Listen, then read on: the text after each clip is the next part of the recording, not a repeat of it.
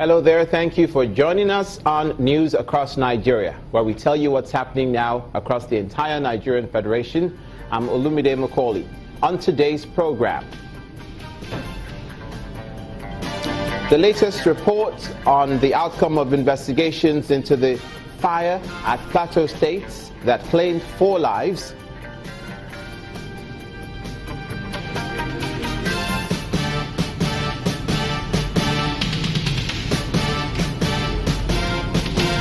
Ondo State begins a Lassa fever awareness campaign program.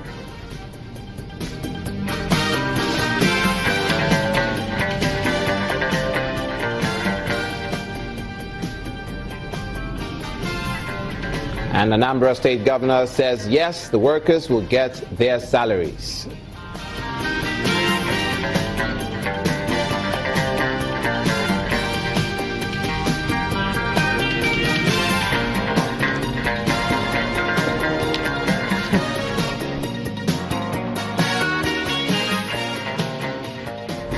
We begin with the all too critical sectors of power, works and housing. And the minister, Mr. Fashola, has expressed the commitment of the federal government to develop local capacity by using made in Nigeria items in the country's national building plans. Mr. Fashola made the commitment at the 5th National Council on Lands, Housing and Urban Development held in Ilorin, Kwara State. He also assured of the government's determination to improve the power sector. Building adequate capacity of professionals, artisans and tradesmen in the built environment. That was the theme at this year's National Council on Lands, Housing and Urban Development in Ilorin, Kwara State. I am highly impressed. Addressing participants, the Minister of Power, Works and Housing, Fashola, challenged Nigerian professionals to patronize made in Nigeria products in the building sector.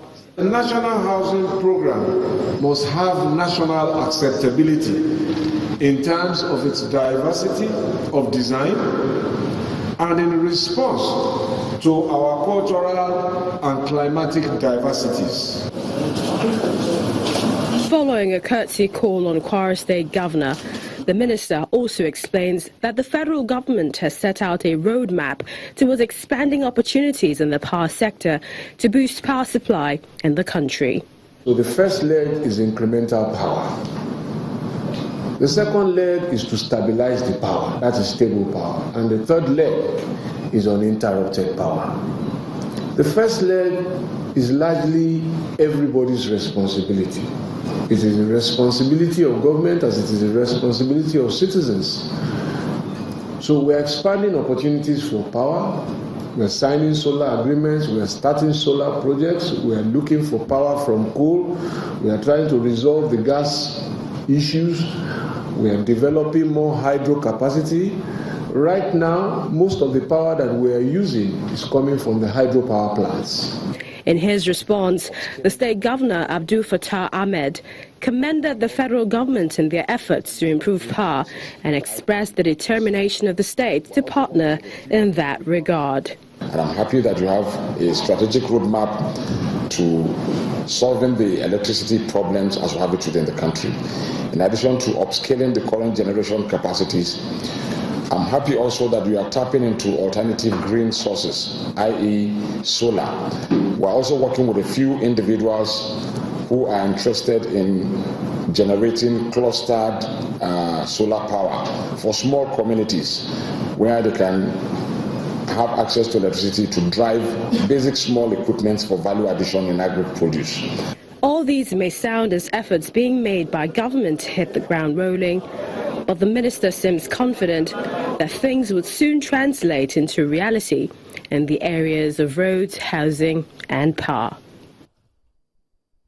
Also in the North Central region, but to another story, in Plateau State, the Nigerian Electricity Management Services Agency says the fire incident that killed a retired police officer and his 3 children in Jos was probably caused by a substandard electric cable. An official of the agency, Usman Momo, says investigations conducted indicate that electrical material installed in the affected buildings were of low quality, while there were very poor connections in the house, which maybe triggered the fire. Until this fire incident occurred on August the 8th, Mrs. Christina Kwame had 4 children. But now she's left with her 2-year-old daughter.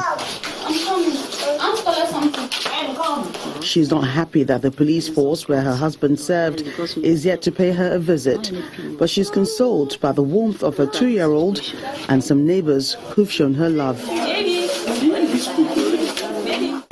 People are trying, bringing some food for us, and then some clothes that were wearing because we escaped with there's not any pin that we escaped. It's only the clothes that we slept with that we escaped with. So people came with little clothes and then food. That's why we are surviving.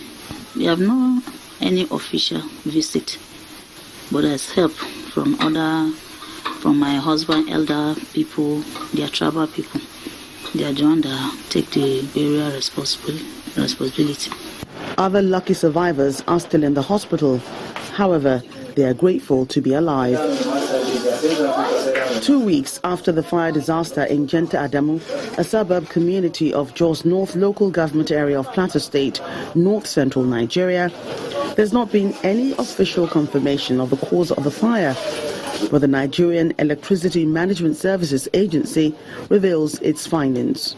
Our findings have shown that the probable cause, because after going through all thorough investigation of the site and of installation, the most probable cause of the accident is as a result of internal electrical fault, occasioned with the use of substandard electrical materials for installations.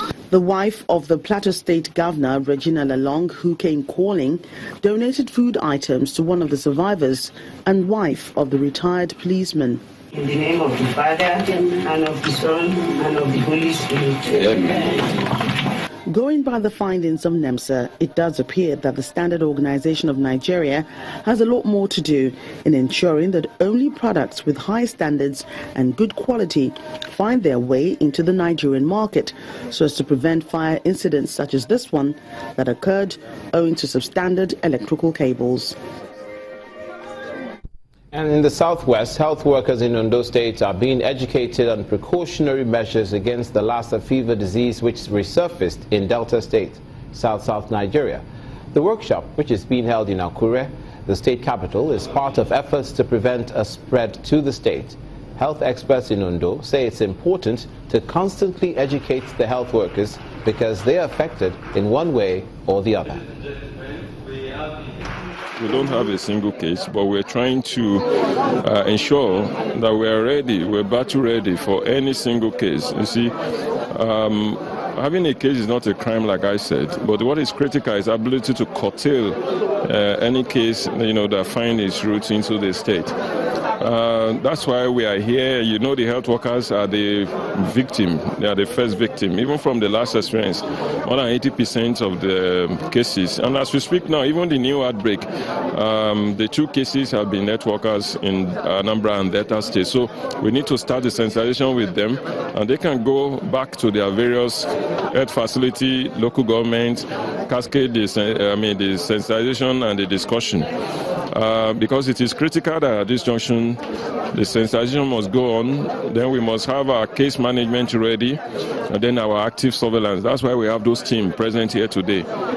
So we can ensure, that for us in those states, we don't get caught unawares.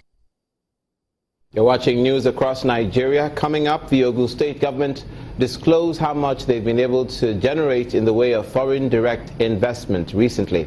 Please stay with us.